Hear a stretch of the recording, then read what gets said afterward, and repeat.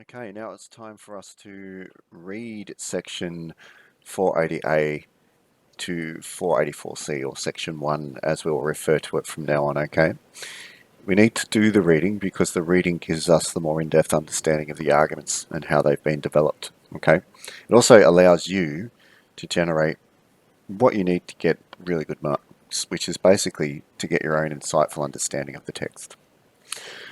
And I could just say to you, go home and read the texts, but from my point of view, I think that would make life really difficult because some of the vocab and some of the things that are mentioned in there are pretty difficult. So, if I do an interactive reading, I at least give you the option of going through that so you'll be able to draw your own understanding in an interactive way with the teacher, okay? All right, so after discussing, after discussing the summary of section 1, um, we type this up really quickly. We will read it and develop a more nuanced understanding of these arguments, or I should probably say the presented arguments. So after discussing the summary of section 1, we will read it and develop a more nuanced understanding of the arguments presented, okay? Success criteria, we're going to refer to prior knowledge. We're going to note more nuanced premises and arguments. We're going to look a bit deeper, and then we're going to try and compare Socrates and Callicles, but from the point of view of a deeper analysis. Okay. What I'd like you to do now is to quickly go through and score yourself on these 3 success criteria and then draw yourself a picture of someone doing something wrong, just to jog your memory and to refresh the idea that that's where we finished off on about the importance of whether or not you should suffer wrong, or whether or not it's better to suffer wrong or it's better to do wrong. Okay. Okay, so let's remember that we are reading a dialogue, okay? And if we are reading a dialogue, we need to understand that it will be done in the form of a discussion. And as we do it in the form of a discussion, we need to understand that it follows a particular method and a particular way of being discussed. And if you refer back to the summary, you can always go back here and look here. You'll notice that when we begin reading the text, this part of the text finishes off at a discussion between Socrates and Polus, where they both agree that the most contemptible thing or the worst thing to do is to do wrong, because doing wrong will in turn place negative consequences for that individual, will place them in train. Okay, let's start reading. Socrates. All right then. If what we've been saying is true, Polus, what particular use is rhetoric? Now remember, guys, rhetoric is, in this case, the art of persuading people. What I'm getting at is this. We've reached the point in the discussion where we're bound to say that our chief concern should be to avoid doing wrong. So that's what we both agreed on, Polus. We should avoid doing wrong because all of the bad consequences it'll bring upon us are pretty horrible. All right? Do you agree? Yes. What if a person does do wrong, however, or if someone he cares for does it? He should go off. He should go off his own free will to where he'll find the swiftest possible punishment. That is, he should appear before a judge as he would before a doctor, and he should hurry to make sure that the ailment means the thing causing harm, which is in this case immorality, does not become entrenched, rot his mind, and make it incurable. I don't see what else I can say, Polus, as long as our earlier conclusions remain unshaken. If we want what we're saying now to be consistent with what we're saying before, we can put it can we put it in other? We can't put it in any other way. All right. So I just want to point out here in this little section here is compared the judge to a doctor. And that's interesting because even though it's not in the section of the text that we're going to read, when he before this part, what he's effectively done is he's had a discussion with Gorgias and Polus about the dangers of what he thinks are 4 particular types of frauds, right? And then you've got different things that are the opposite to them, and they produce truth. And it's interesting because he would say sophistry is the area of fraud, and its direct opposite that produces truth would be philosophy, which we kind of mentioned when we were talking about things before.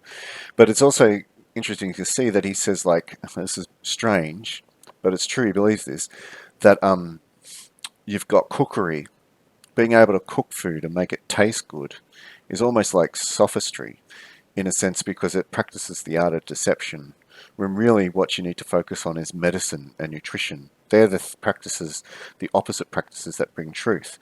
And so there's no surprise here that he says that you should appear to a judge, and the judge acts like a doctor, and the doctor provides truth to the body and helps the body nourish itself properly. But obviously, the judge would do the same for the mind or the self. So that's probably something worth knowing.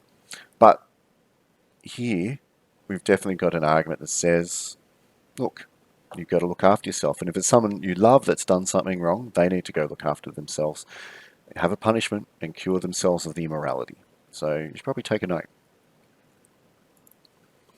And then he goes on, and the next section is Polus. No, of course we can't, Socrates. Of course, that's the only way we can say it. So then Socrates, again, is, remember he's Plato's superhero, goes on to argue further. So this rules out using rhetoric to defend wrongs, Polus. So we can't use persuasion to defend wrongs, whether they've been committed by ourselves, our parents, friends, children, or country.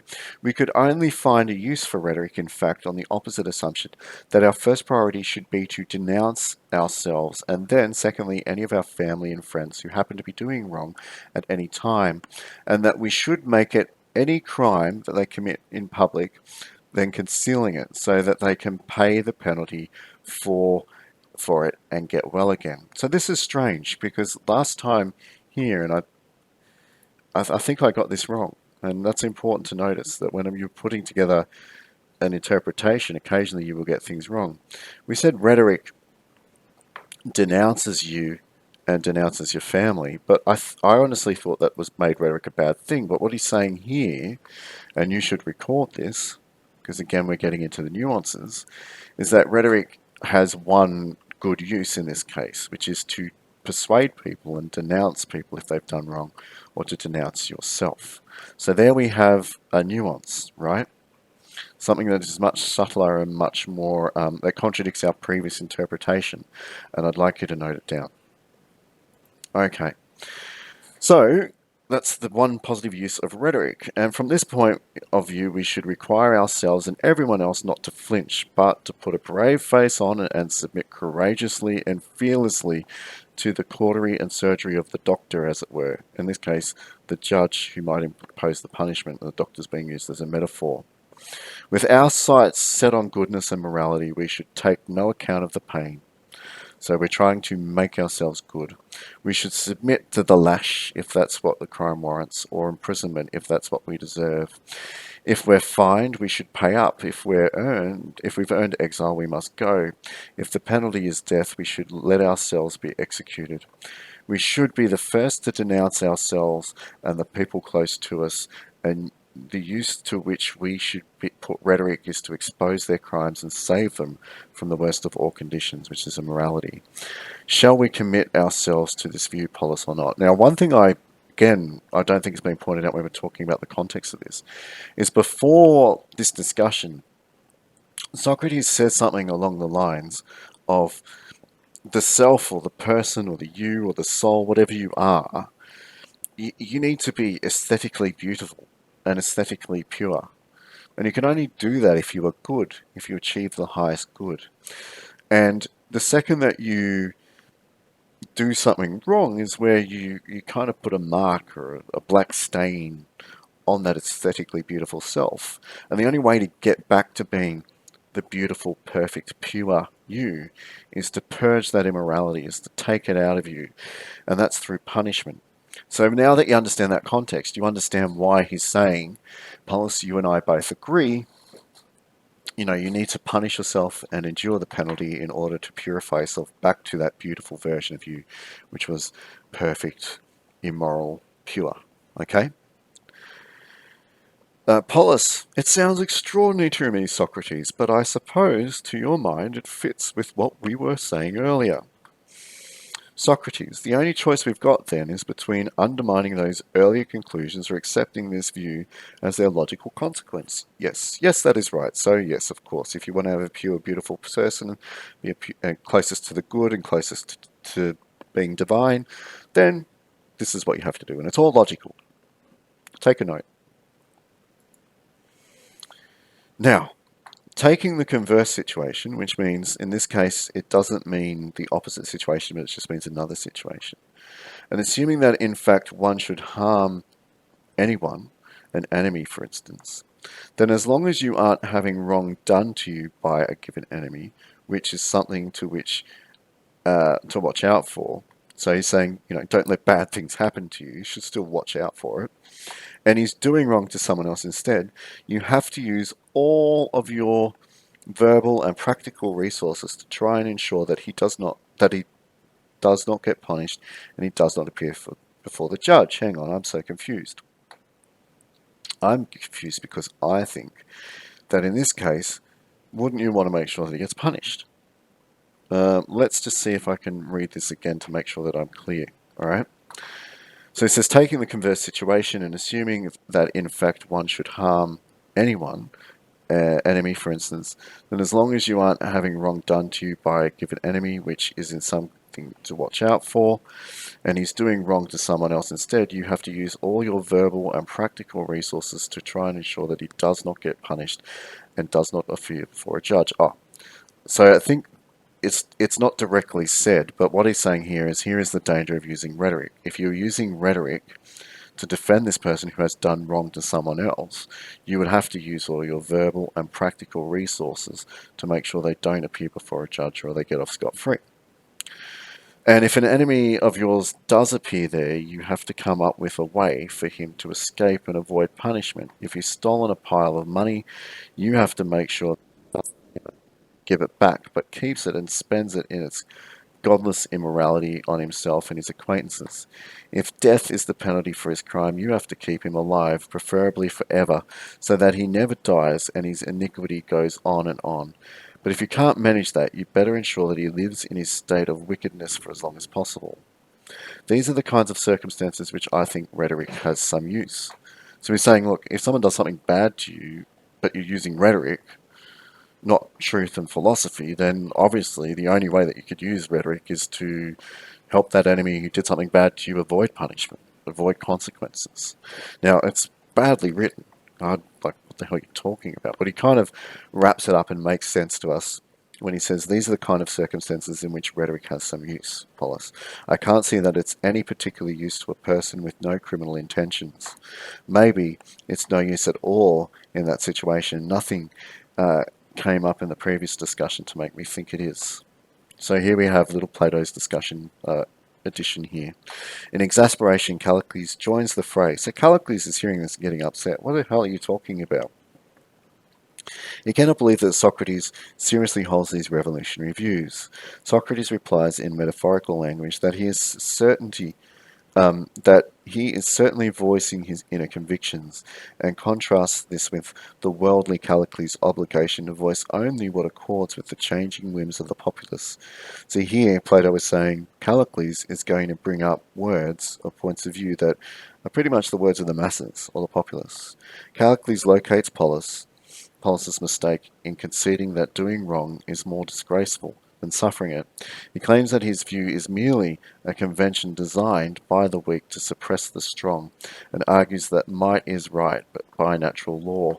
Socrates' apparent views, he claims, are due to an overindulgence in intellectual pursuits rather than worldly experience. Callicles ends his long and famous speech with a prophetic warning that if Socrates ever finds himself in court, his impracticality will leave him incapable of defending himself. Sorry, I am wrong. This is a summary developed by the author to help you understand what's going to be said next. Okay? Callicles says, tell me, Chaerephon, is Socrates serious? Is he having us on? Chaerephon, I think he's perfectly serious, but there's nothing like asking the man himself. All right. I'd certainly love to do that, Socrates. May I ask you a question? Are we to take it that you're serious in all of this, or are you having us on? You see, if you're serious and if what you're saying really is the truth, surely human life would be turned upside down, wouldn't it?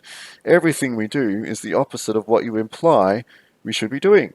So saying, hang on, mate, we use rhetoric, we use arguments to get out off scot-free. This is just human nature. This is what we do. It is kind of what the masses do. And then Socrates says, Callicles, if there weren't areas of overlap within all the individual variety of human experience, if a person's experiences were private and couldn't be shared by others, it wouldn't be easy to communicate one's own experience to anyone else. I say this because I have an idea that you and I do in fact share an experience of having two loves each. I love this person, and I love philosophy. And your two loves are the Athenian populace and Demas, the son of Pericles. Now, you're terribly clever, of course, but all the same, I've had an occasion to notice that you're incapable of objecting to anything your loved ones say or believe. This is the point here where he starts saying, look, you are just parroting the masses of the Athenians because you love them so much, right? So start taking some notes,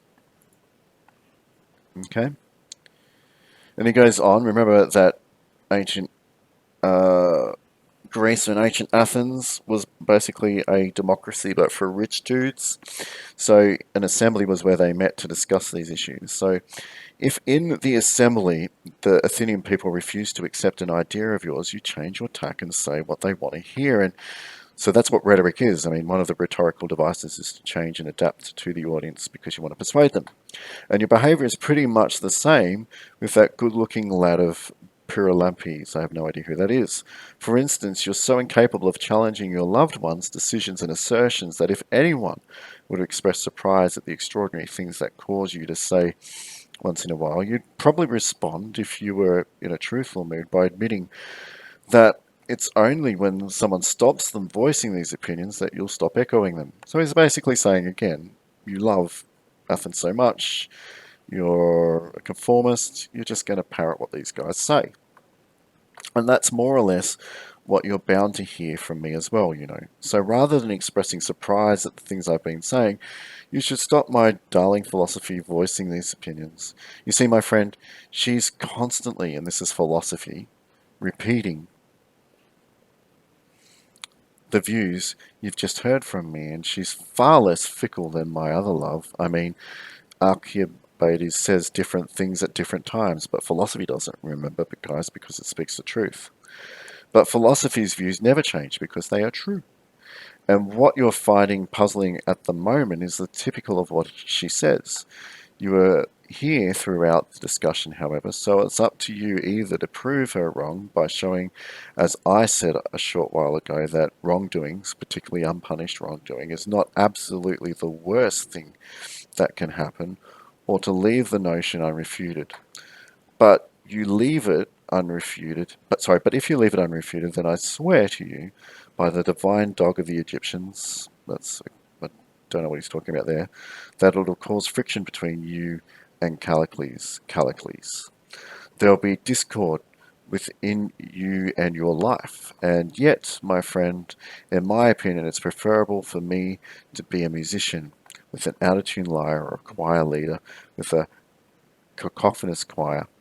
And it's preferable for almost everyone in the world to find my beliefs misguided and wrong rather than for just one person, me, to contradict and clash with myself. So he's saying, I'm being authentic by referring to my philosophy.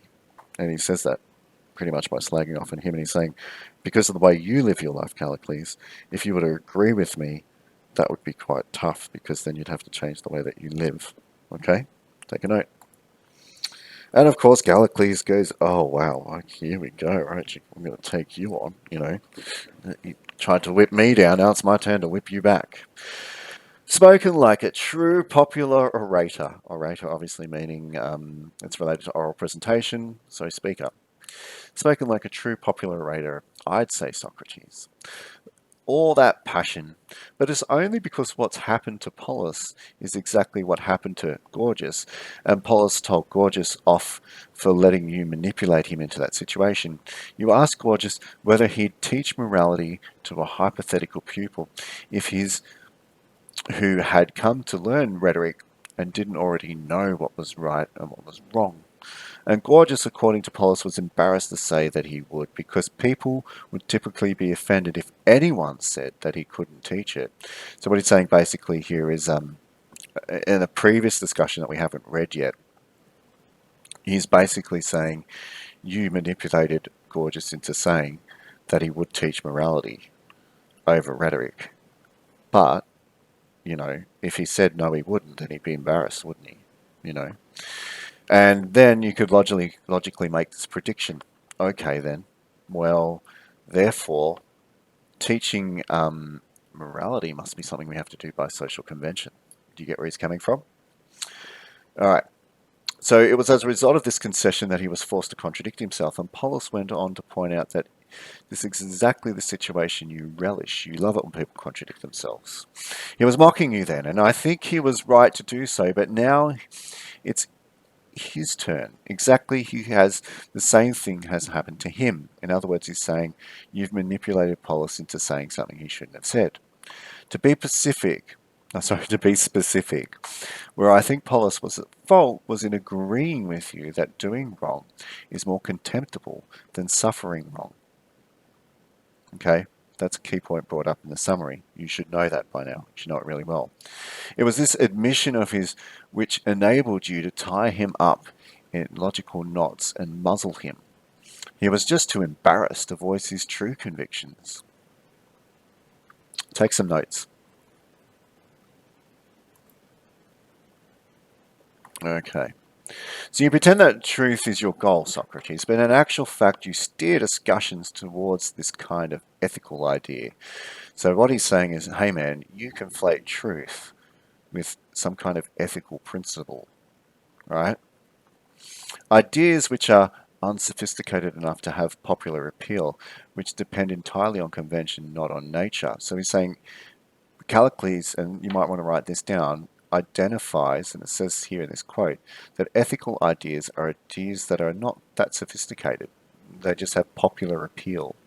In fact, they're generated by convention, and you steer truth towards these popular ideas that are generated through convention. Take some notes. They're invariably opposed to each other, nature and convention. So saying what is natural and what is social convention contradicts each other. That might be important to write down. And consequently, if someone is too embarrassed to go right ahead and voice his convictions, he's bound to contradict himself. He's going to find himself in contradiction because he might truly believe something, but he can't say it socially. This, in fact, is the source of the clever but unfair argumentative trick you've devised.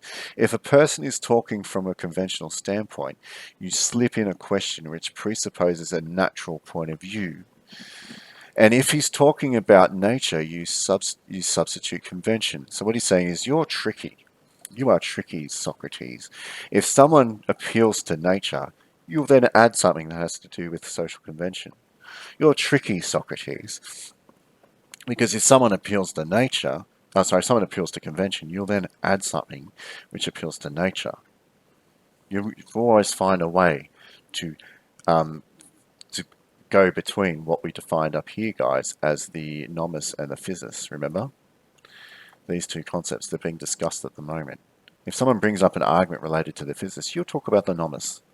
But if someone brings up an argument related to the nomos, you'll talk about the physis, just to get them in a bit of a muddle and then put your argument forward. In other words, he's arguing that really Socrates isn't using philosophy. Socrates is using his own clever, sophisticated rhetoric. Okay? Take a note. Then he goes on to criticize him some more. On this matter of doing and suffering wrong, for instance, to take the case at hand, Polus was talking about what was more contemptible from a conventional standpoint of view. So he wasn't actually talking about from what a natural point of view would actually say is contemptible. He was just talking about what is contemptible from a socially conventional point of view. But you adopted the standpoint of nature in following up what he said, because in nature everything is more contemptible if it is also worse, as suffering wrong is. Whereas convention ordains that doing wrong is more contemptible. So what he's saying is, it's according to natural law, it's actually suffering wrong that sucks the most. It's the worst thing. Most people would agree with that if you got deep down into their philosophy. But socially, we all have to keep up appearances and argue that, well, actually, no, it's doing wrong that's worse. In fact, this thing, being wronged, isn't within a real man's experience. It's something which happens to slaves who'd be better off dead because they're incapable of defending themselves or anyone else they care for against unjust treatment and abuse. So he's saying, if I take your argument, mate, you know, what about, I mean, how can someone actually defend themselves if they're a slave? I mean, they're better off dead, because we all know that really being a slave is worse than being a master. Okay. But if we presuppose your argument, it's worse being a master than it is being a slave. And that's wrong, Socrates. Maybe you should take that note down, guys. And then keep going. In my opinion, it's the weaklings who construct the majority of the human race. The majority of people are weak, and they also make the rules because they are the majority. In making these rules, they look after themselves and their own interest, and that's also the criteria or criterion they use when they dispense praise and criticism. So what he's saying is that the weak look out to protect themselves, and they make the majority of people. Then they try to cow the stronger ones. In other words, they try and make the stronger ones weaker, which is to say, the ones who are capable of increasing their share of things. So he's saying the strong is a person who, through their own efforts, can get the greatest share of stuff. And to stop them getting an increased share, by saying that to do so is to do wrong and contemptible, by defining injustice in precisely those terms. So injustice is to do wrong to other people, he would argue. Social convention would argue, and that's how people have defined it, to protect the interests of the weak. You should probably take a note. He then goes on to say, as the attempt to have more than others, right? So that's how the weak would define it. The weak would define doing wrong as trying to have more than other people. But in my opinion, it's because they are second rate that they're happy for things to be distributed equally. So you only have equal distribution of wealth and stuff if you are weak. And that's because you're just a second rate person who's not able of achieving or getting yourself. Does this sound a little bit like fascism? Anyway, that's why convention states that attempt to have a larger share than most people is immoral and contemptible, and that's why people call it doing wrong. But I think we only have to look at nature to find evidence that it is right for better to have a greater share than worse, more capable than less capable. The evidence for this is widespread. I mean, other creatures show, as do human communities and nations, that right has been determined as follows. The superior person shall dominate the inferior person and have more than him. Take a note, because that's a direct statement right here of what Callicles believes. The superior person shall dominate and have more than the inferior person. Then goes on. By what right, for instance, did Xerxes make war on Greece or his father Scythia?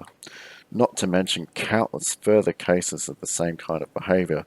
These people act surely in conformity with their natural essence of right. And yes, I'd even go so far as to say that they act in conformity with natural law, even though they presumably contribute man-made laws. So they go against man-made laws. What do we do with the best and strongest among us? We capture them young, like lions, mould them, and turn them into slaves by chanting spells and incantations over them, which insist that they have to be equal to others, and that equality is admirable and right. So again, the chains and the limitations we place on the strong, and the young and strong, are basically these social conventions that we're trying to indoctrinate them into. Take a note. But I'm sure that if a man is born to whom nature is strong enough, he'll take off all these limitations, shatter them into pieces, and win his freedom. He will trample all our regulations, charms, spells, and unnatural laws into dust. This slave, and this person is a slave because they are conforming to social convention, all right, will rise up and reveal himself as our master, and then natural right will blaze forth. So saying, once he throws away these shackles of the social conventions, he will follow natural law, and naturally the strongest will end up becoming our master. I think Pindar is making the same point as me in the poem where he says, Law, Lord of all, both gods and men. And law, he continues, instigates extreme violence with high hand and calls it right. Hercules' deeds are proof of this without paying for them. Something like that. I don't know the actual words, but he says that Hercules drove off Graeon's cattle without paying for them and without Graeon giving them to him, presumably because it was natural justice for him to do so, in the sense that all the belongings of the worse inferior people, not just their cattle, are the property of a man who is better and superior. Okay, now I'm going to be the first person to tell you that this is a pretty seductive argument, isn't it? I mean, you read Callicles, and when we read Nietzsche, you're going to find that Nietzsche has a lot in common with Callicles. But, you can be a bit more sophisticated than this, and we haven't really got the strongly developed argument by Socrates. And I guess, even if we go to a previous unit, which is the unit of when we look at the unit of Nagasena, Hume, and Locke, quite clearly Nagasena and Hume talk about the need to assume a fixed permanent self. Can be the cause of a lot of psychological misery and danger. You've got to wonder, and I know this is just making a tangent, but if we follow Callicles' argument, Callicles really is proposing a fixed sense of self, and how will you engage in social interactions and learn with others if you believe that you are superior and treat others like inferiors? That's not brought up at all in this text. It's just an immediate thought that comes to me. What I would like you to do right now is to write a paragraph that responds to, you can agree or disagree, but responds to Callicles' criticism of the arguments that have been developed by Socrates. All right? Cheers.